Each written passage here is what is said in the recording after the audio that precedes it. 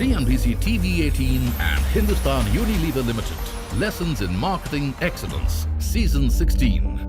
Ladies and gentlemen, and what an absolute pleasure it is to be back here at the HUL campus for the 16th edition of the Lessons in Marketing Excellence, a property that HUL and CNBC TV18 have very carefully, with a lot of patience and perseverance, committed ourselves to for the last 16 years. It's wonderful to see all of these young, bright marketers in the room. So congratulations once again to all the teams that have made it here to the final. And we really wish you all the very best, not just for today, but in your future efforts and endeavors. Rohit, I want to start by asking you, every generation says our generation was different. What is truly different about the cohort that you're seeing today? I mean, we'll talk about what they mean to the workforce in a second, but what do they mean in terms of consumers?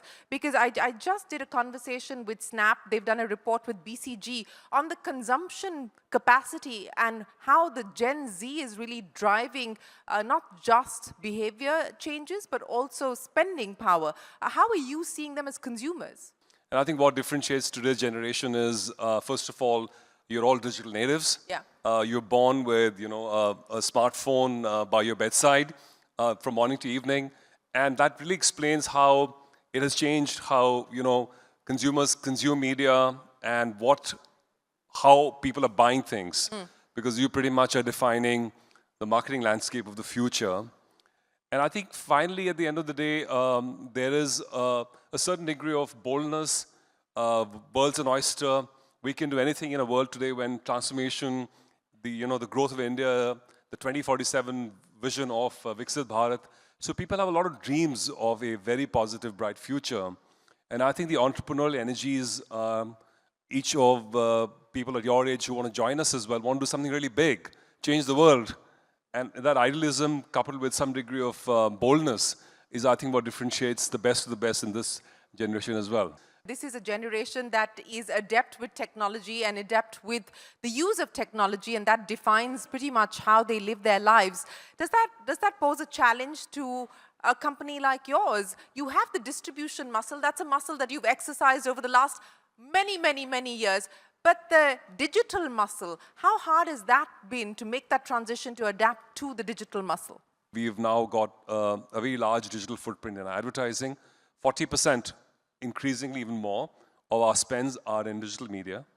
We are using digital tools now to create brands at a warp speed, to do mixed testing in different ways.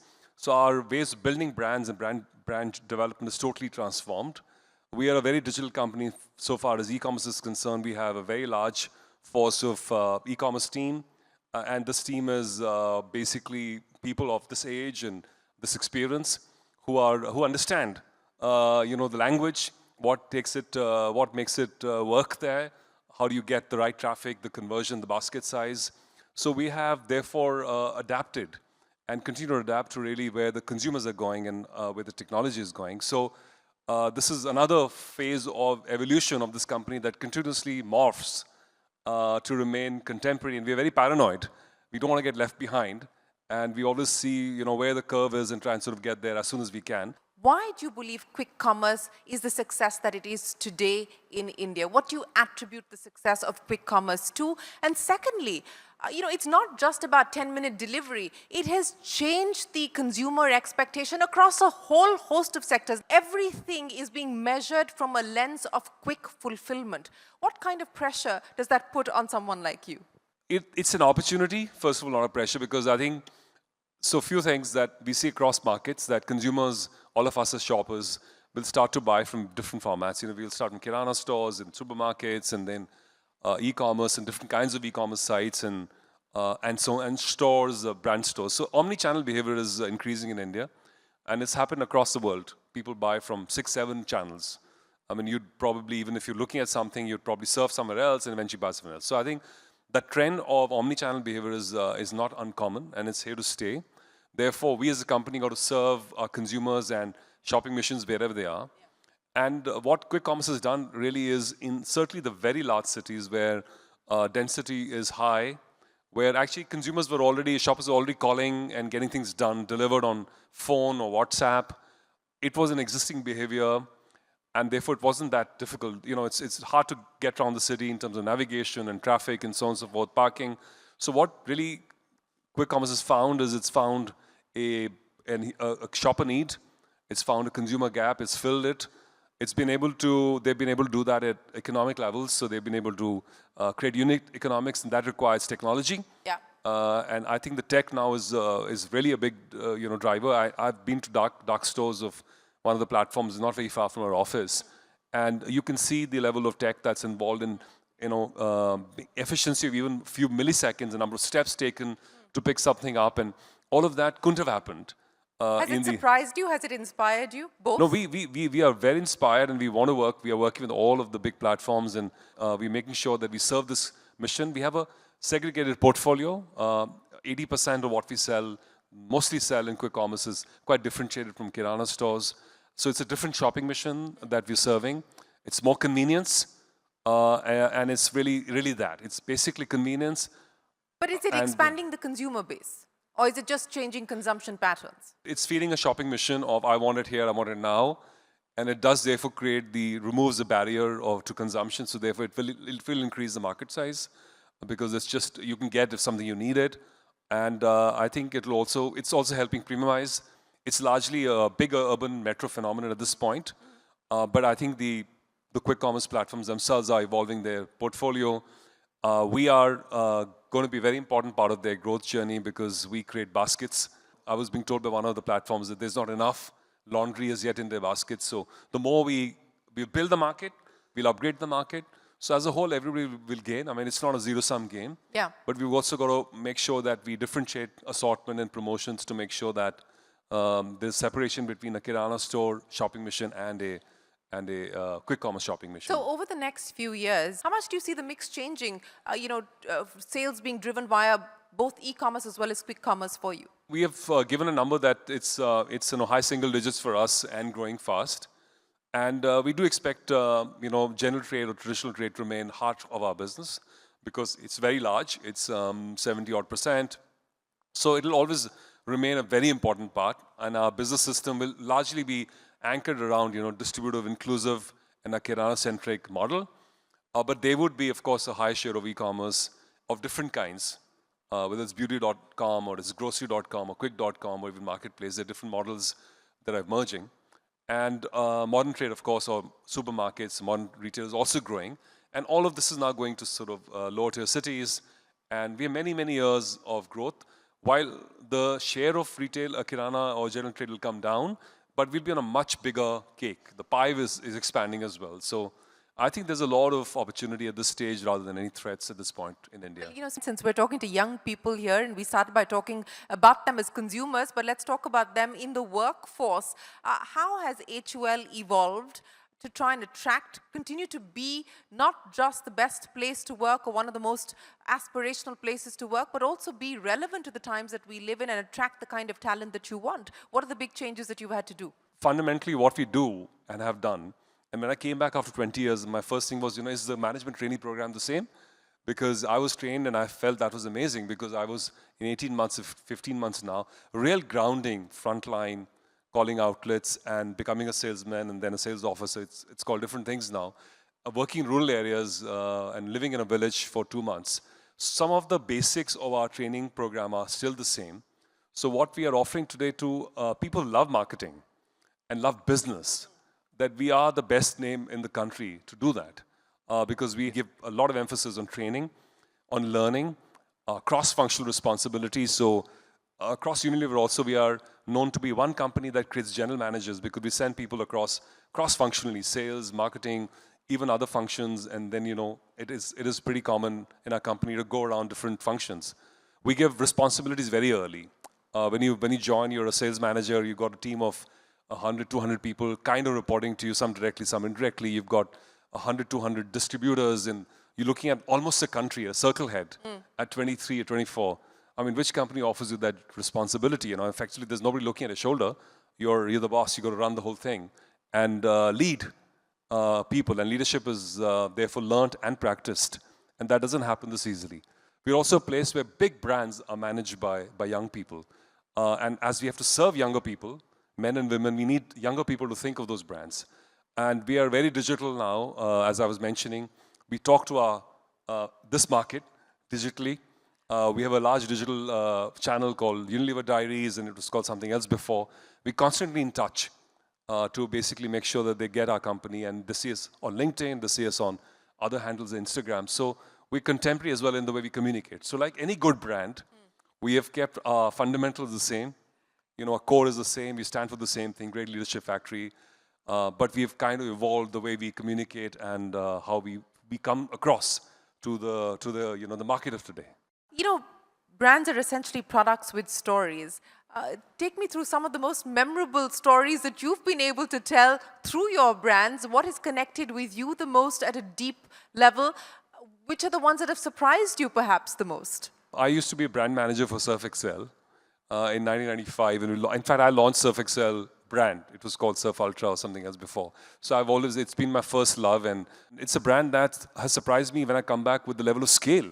I mean, I didn't expect Surf Excel, the Surf Excel I knew 20 years ago, or even 10 years ago, to now be more than $1 billion. I mean, it's because I think what we've been able to do, and people before me have been able to make this Surf Excel a premium product, available at a 10 rupee price point, a sachet for their use, and that is now taken. So our single largest selling SKU is that Surf Excel sachet powder, and now we're doing the same thing with liquid as people buy more machines. Yeah. And they start to use liquids, and then we're going to do the same thing with capsules, which are already in the market today, and whatever next format that comes in the world to get your clothes sparklingly clean, but also do it in a way in which you feel good and your family feels good. So I think it's a great story of a brand that's stayed true to its who it is, and also evolved continuously ahead of its times, and basically been there to serve this consumer. At $1 billion plus for one country, not many brands in the world can talk that. No, with that they prime, certainly can't, and that does deserve a round of applause. So kudos to you and your team for building Surf Excel into $1 billion brand. But since we're talking about Surf Excel, let me end by asking you, do you get your hands dirty every day? How hands-on are you? How much do you sort of empower the team to make their own decisions, to experiment, to take risks, to fail? What is the advice that you would leave this room with in terms of learnings and lessons along your journey that you would like to leave them with? I think I have the good fortune of having great talent, great leaders in the company, and my job essentially is to prepare a platform to allow them to achieve their full potential, do what they need, be fully empowered for me to clear their decks, or even sometimes call for caution, or even challenge and stretch, and give them and ensure that they have great talent working for them, and they have great, all access to all tools that help them create great businesses, and offer the HUL's enterprise scale to make sure they can leverage the scale of HUL and the corporate brand and its reach and its supply chain capability. So I think that's what I do in my role, and I have, I have to depend on great leaders to build great businesses. We have 4 great businesses in one company, 5 including, ice cream that we will demerge shortly. So it's really giving them full, air cover and full winds beneath their wings to basically go ahead and achieve stretch goals. At the same time, this comes with accountability. You do not get this level of empowerment and without having the responsibility to do exactly that. Immerse in your business, think about it all the time, never be surprised with what's going on in the market, be in touch, stay ahead of the curve, and be accountable for the short term and the long term, because you would not be where we are in HUL and where we want to go unless we have a strong performance mindset and culture in the company. So it's really, really important, therefore, to feel that responsibility as well, to have the level of empowerment and authority that HUL gives to all its leaders, young and old. How you've managed to find the balance between work and life, or life and work, whichever way you'd like to prioritize it at different points. How have you dealt with that, and what is the advice that you would leave them with? This is the time to learn, have a growth mindset. Most importantly, always be open to new things, because, I mean, you guys are full of potential. You don't have any rules. Your minds are open. You must always be continuously, not be fixed-minded. Yeah. For me, that's been a big learning in my last 3 decades of career, is that it's over a period of time become growth-minded, that, okay, I must learn, because I don't know with this country called Vietnam and what happens. I don't even understand language and so on and so forth. So being really growth-minded is really important. and do your best. Insofar as whatever you're given is concerned, think like an owner. What would a founder do? If you're a founder of your own brand, what would that person do? Yeah. And do what that person will do. And there's, of course, got to be balance. In fact, unless we create balance, so we have moments of calm and rest, of reflection, we'd always be on like a hamster on a wheel. So great people, great things don't get done. If you're only busy, you got to be actually doing something purposeful, create the right moments of balance, refreshment, re-energize, and then get back to basically producing. So high productivity is not just about being business, but having basically a very purposeful action rather than mindless action. So be growth-oriented, be a learner, constant learner, a lifelong learner. Also have the ability to listen and take feedback and turn that into purposeful action. And at the end of the day, also have some fun while you're at it. Rohit Java, many, many thanks for joining us here. Ladies and gentlemen, a big round of applause for Rohit Java and for sharing his story at HUL with us, and more importantly, for giving us a glimpse into what the road ahead for the conglomerate looks like. Appreciate your time. Thanks very much indeed. CNBC TV 18 and Hindustan Unilever Limited. Lessons in Marketing Excellence, Season 16. Ladies and gentlemen, we will also have a very interesting special discussion now up for you. I would like to invite on stage Aditya Kashyap, Head Fabric Cleaning Home Care India. And I will request all the jury members to please join him on the stage for this very special conversation. It is again a privilege to start off this entire panel discussion with a question to Piyush sir. A lot of teams spoke of emerging consumer trends in Tier 2 and also the culture of shopping. How can quick commerce apps use these to make like an advertising campaign or a key proposition statement? Aapke hisab se? If you make the concept of quick commerce a new thing that they must try out, thereafter you will say, that, okay, iske fayde ye hain. This will benefit me more. It's almost like saying, we got a Garba going on the Ram Leela ground. It creates excitement. People say, I must go and see it. Thereafter you say, I've got trains or buses going there to take you there. And by the way, there'll be stalls where you can eat golgappas. I'm saying surround it, but first make the entire concept interesting to me. I'm going to move to Sai. In what seemingly looks like a little less value dense, which is expanding into smaller cities in population, what do you think would be the logistical challenges for quick commerce firms? And is the math of delivery under 10 minutes very different from metros? Is it going to be viable? What are your thoughts on that side? I'll split this into the middle mile and last mile. Middle mile complexities exist, right? Because clearly here you want to cater to the assortment that you're offering in a larger city here, because your convenience here is convenience of access to that assortment over 10 minutes. That 10 minutes is not valued as much as the access to probably that fourth variety of pasta that she would otherwise not get in a grocery store there. Last mile is relatively easier here, right? In Andheri East, right, 1.5 kilometers is a challenge for 10-minute delivery. But if I look at a Hubli, for example, I can comfortably cover, say, even a 2.5-3 kilometer radius, if not more, for that same 10 minutes. So last mile gets relatively easier.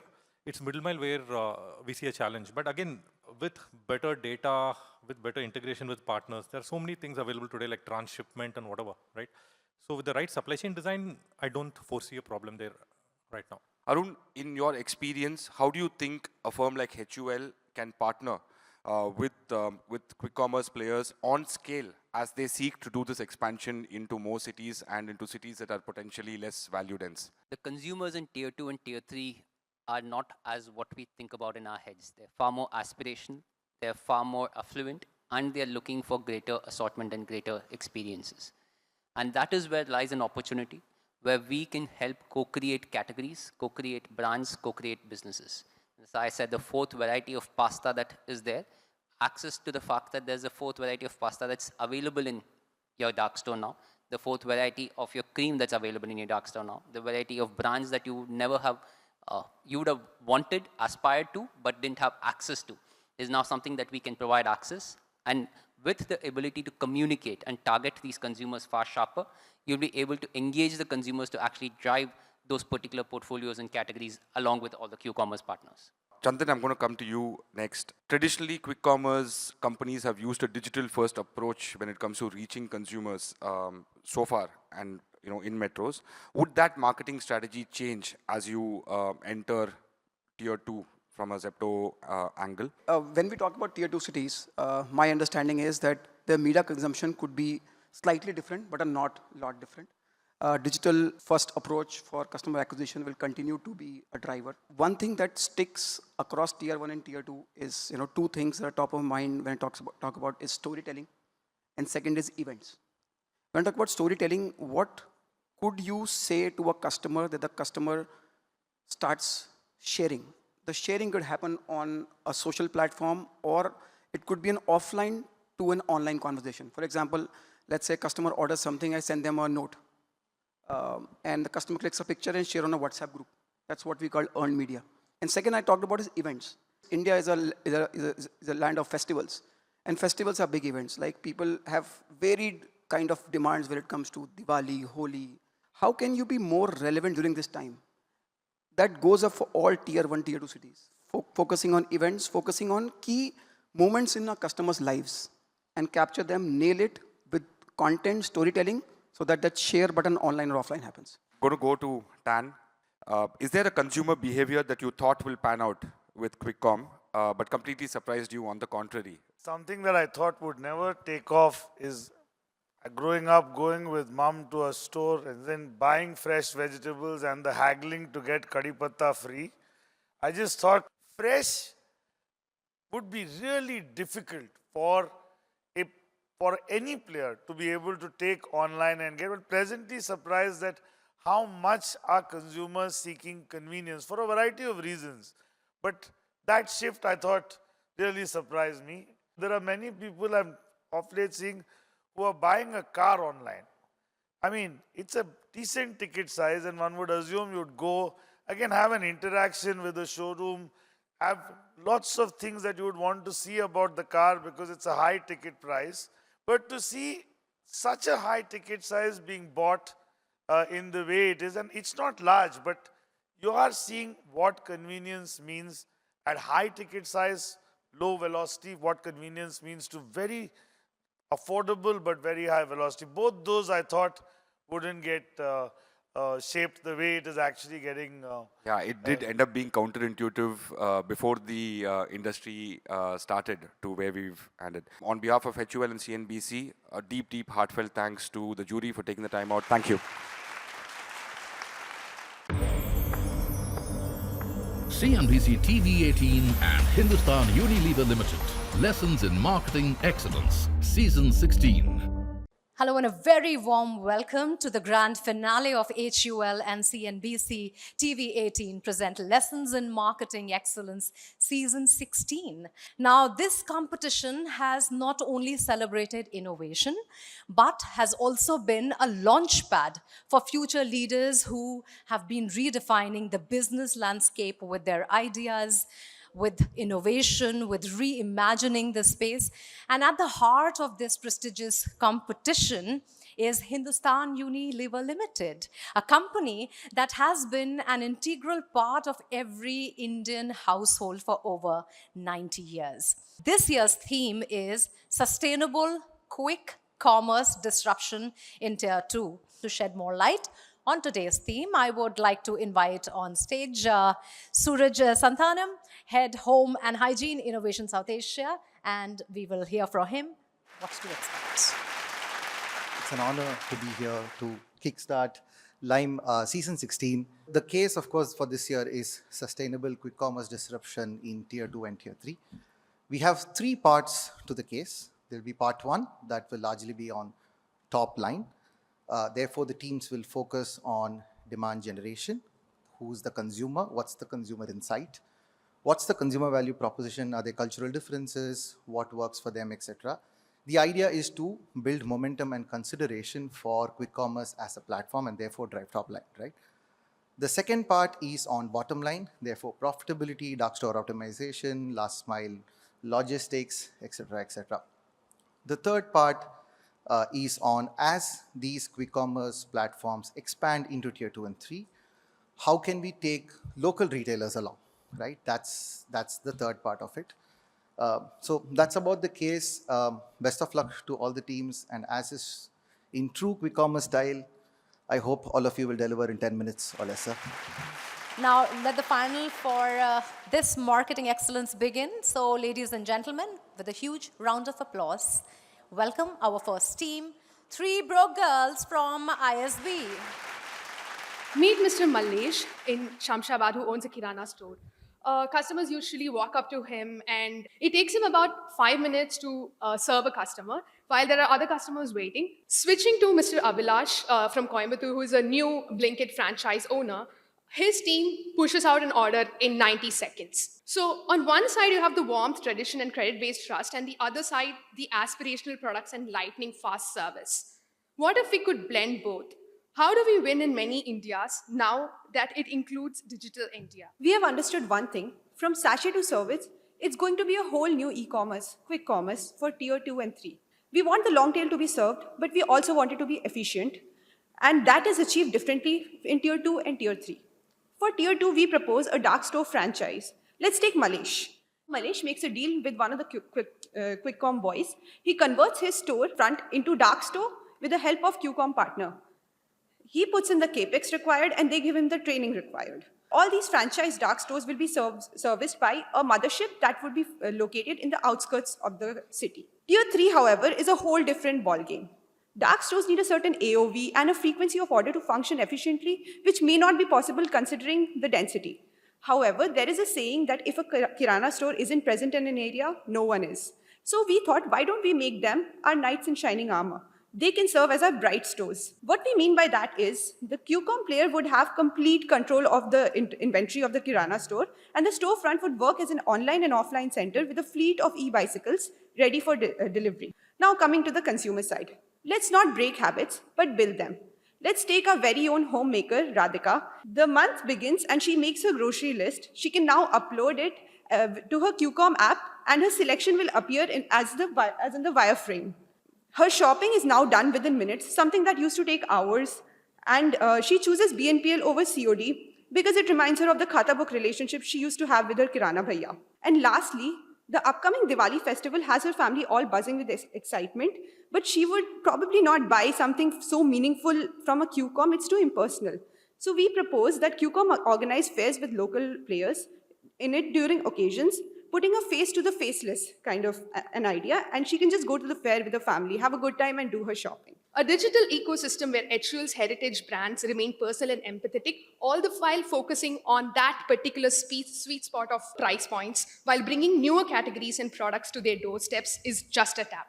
13 million kirana stores, contributing to a staggering 800 billion to the Indian economy. Policy isn't so far on this, and it makes sense to get a leg up on this.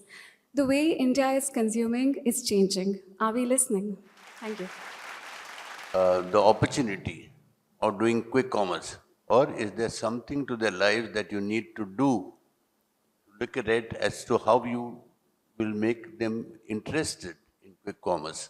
And what we did was, we had a conversation with the Kirana guy and told him that, hey, you know what, you have a WhatsApp, like, why don't you tell the customers to sort of drop you a voice note or send you a list? And we did sort of a, like a pilot model where for one full couple of days, we tried delivering it to people. Once we had that, after a couple of days when he visited back the Kirana, he mentioned that, you know, a lot of customers are asking if this model would continue, like if I would probably deliver it to them when they like drop a WhatsApp note or something.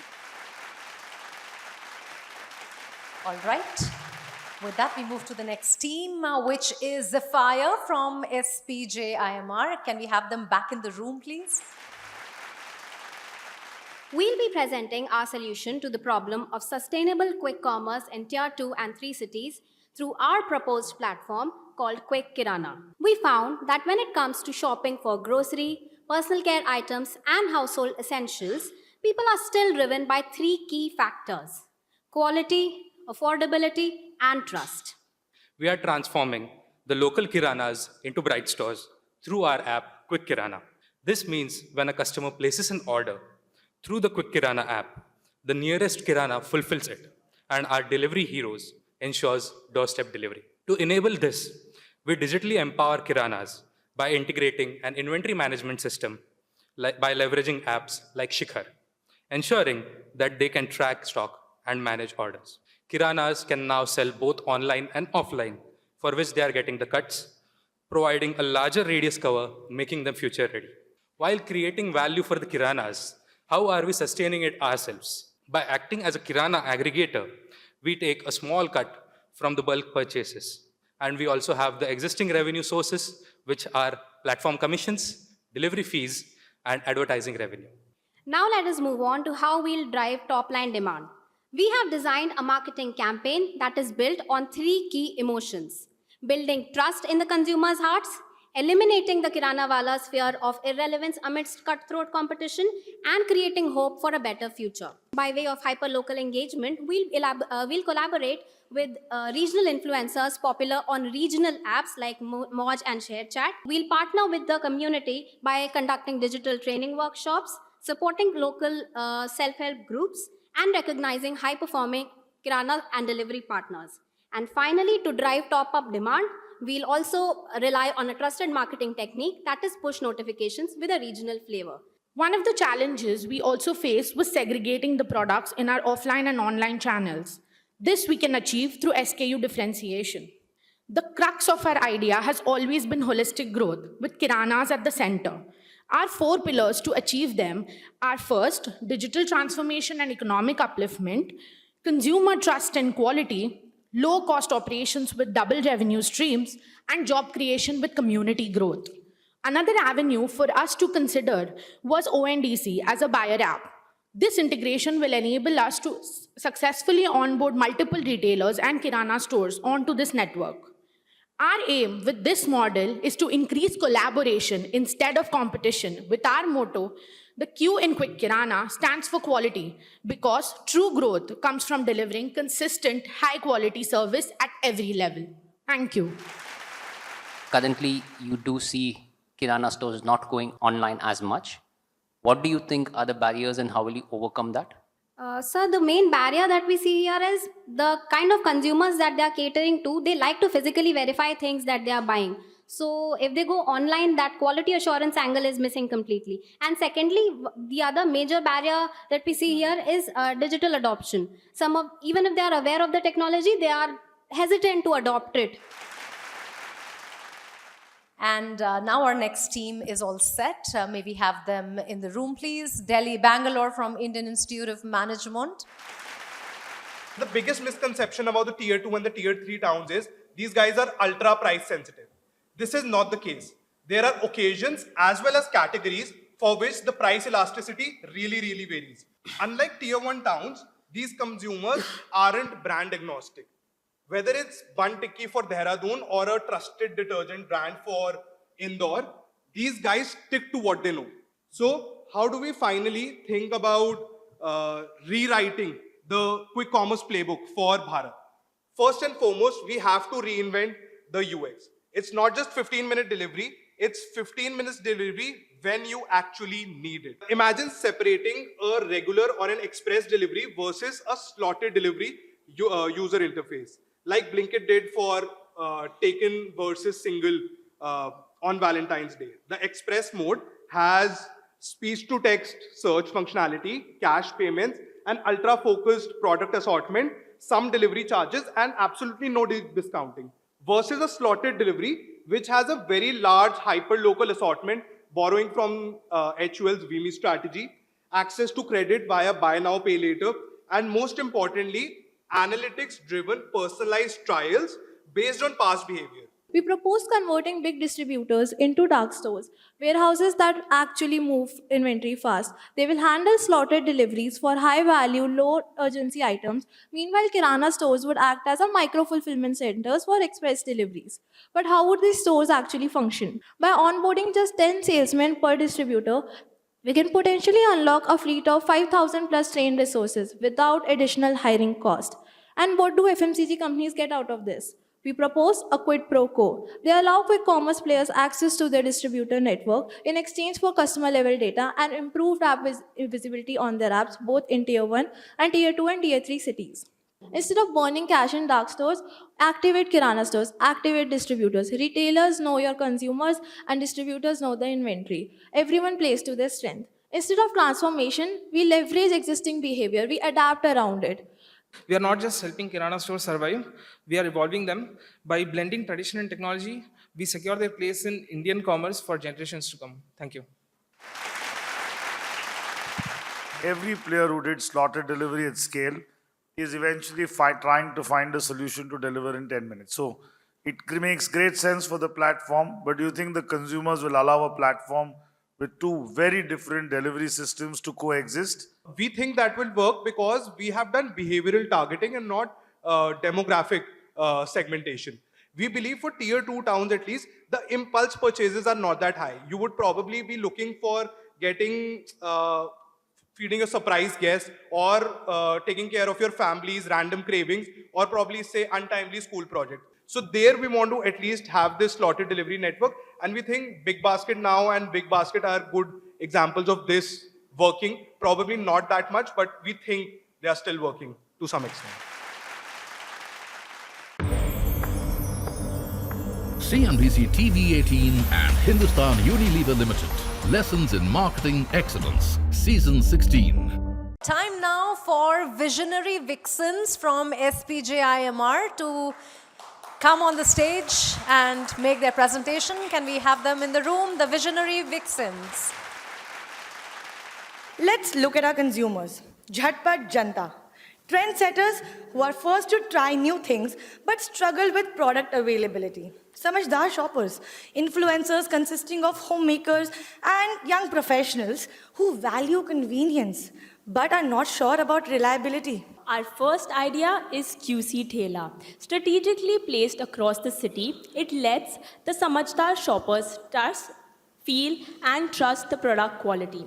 This initial omni-channel approach puts a face to what we are selling online, driving both trials and conversions. To build trust among Samajhdar shoppers, we will run 100% fresh or money-back guarantee campaigns. We will collaborate with brands that stand as quasi-substitutes for trust and use that to build trust in quick commerce. Our revenue model is built on 3 core pillars: customer fees, warehousing and marketplace commissions, and ad income. This helps us in creating multiple profit centers. After subtracting all the costs, we are left with a contribution margin of 15 per order. It's simple. As volume increases and dark stores are optimized, we attain long-term profitability. Here, we present a 3E model devised by us to reinstill pride through employment, empowerment, and engagement. We focus on community growth, whether it's women in the workforce or collaborating with local regional players. Kirana stores are the backbone of retail, but they do have some inhibitions to collaborate with Quick Com. They struggle with lower margins, keeping live inventory, and digital adoption. This is where we introduce our pilot project, Bharosa. In Project Bharosa, we do not replace Kiranas, we empower them. Let's have a look at the supply chain network. Brands supply to a central mother warehouse. From there, goods will flow to both dark stores and franchise Kiranas, ensuring high replenishment rates. This creates a hybrid fulfillment model. In this, there will be 2 models, one self-serving GT and one for the Kiranas. For self-serving GT, which already have digitized bills and inventory management, we will have their shop on our app, and QC will act as a delivery partner for them. For Kiranas, we are empowering them with direct brand tie-ups, better margin, and access to 6,000 plus SKUs. Garv se chuno, Bharose se pao. Trust and pride. Signing off as Visionary Vixen. In your presentation, you showed a Q cart, Q Thela, I remember. Yeah. Is it on-ground BTL activation or is it part of the supply chain? No, it is just an activation for a few days, which will actually give the people, they'll know what, they can see the product, and then it gives them the face to what is being sold online. So they can build that trust, and then later, once they start ordering online because of the convenience aspect of it, is when we've shifted to just the online model. We were playing on touch and feel aspect of it, yeah. But don't you think doing that on-ground activation is actually taking them away from the habit that you want to build? it is just a initial, just to build that trust aspect of it. So it's not actually taking it away, but it's actually pushing them towards the online where they're like, okay, now we have this in front of us. Okay, cool, we can buy it online now. All right, last but not the least, we now have Team K Lime Pirates from Indian School of Business. We want to open doors to a new India, where accessibility meets affordability. These are gateways or portals for Tier 2 and Tier 3 customers to really enjoy and live the aspirational and premium lifestyle that they now know of, but is currently out of their reach because of constraints.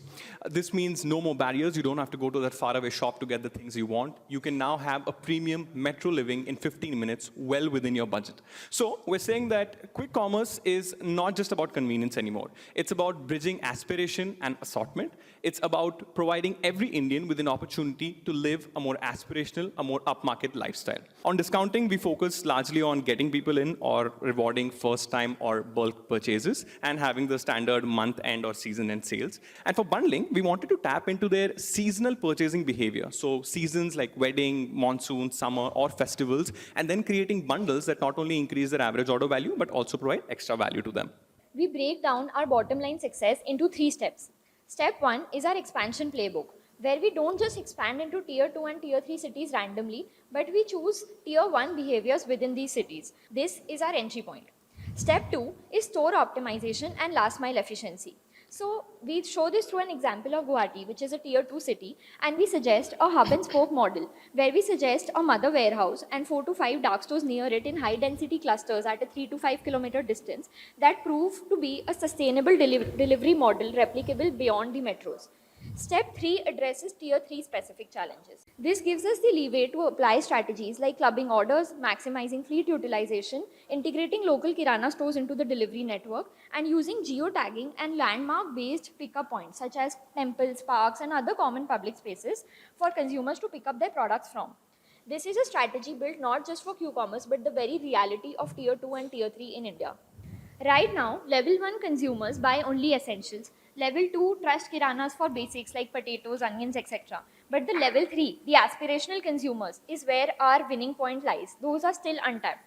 For this to work, we need to integrate them into ONDC with the right support, using Q-commerce platforms to clear unsold inventory through flash sales and positioning them as discovery hubs for hyper-local consumers. Aspiration in Tier 2 or Tier 3 is the same as aspiration in Tier 1. But in your communication part of it, suddenly there was this entire angle on affordability. That I thought was a little dissonant. So what was your thinking there?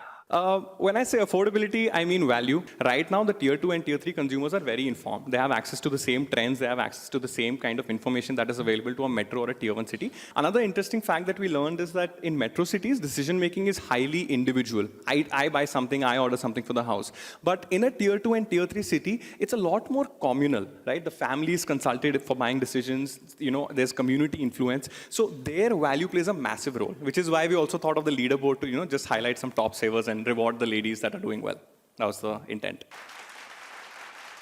Now, the champions of Lime Grand Finale Season 16 will take home a grand prize of 10 lakh rupees.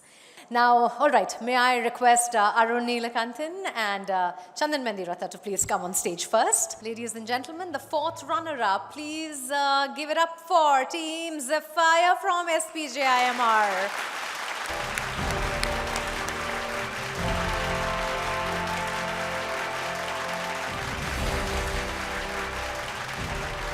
We now have the 3rd runner-up, and the team is Delhi Bangalore from Indian Institute of Management, IMB.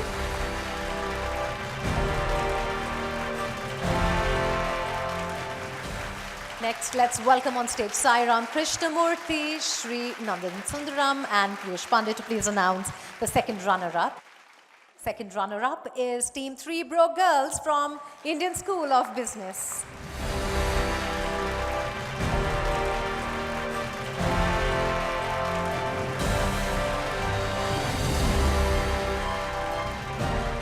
We have the pleasure of welcoming BP Bidappa, Executive Director and Chief People, Transformation and Sustainability Officer, South Asia on stage.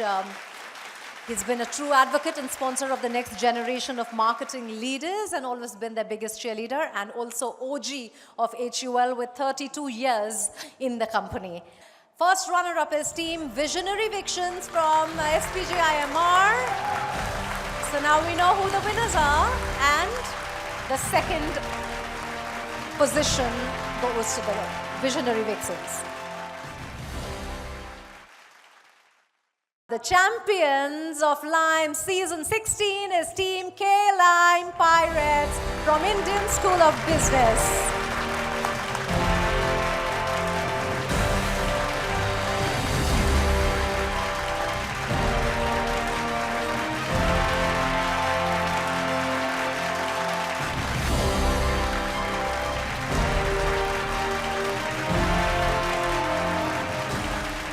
Right, this has been an incredible evening. We have had a lot of fun and have witnessed brilliant minds, innovative solutions, and celebration of what the future of marketing in India will look like in the times to come. And as we wrap up Lime Season 16, let's remember that the journey doesn't end here. These young minds are the future leaders who will shape the business. Perhaps we might see them here at the HUL campus next year, who knows. Thank you to each one of you for being such a wonderful audience and for backing all the participants here and giving us your valuable time. We'll be back next year with another exciting season of Lime. Until then, goodbye, God bless, and have a wonderful evening with us. CNBC TV18 and Hindustan Unilever Limited. Lessons in Marketing Excellence, Season 16.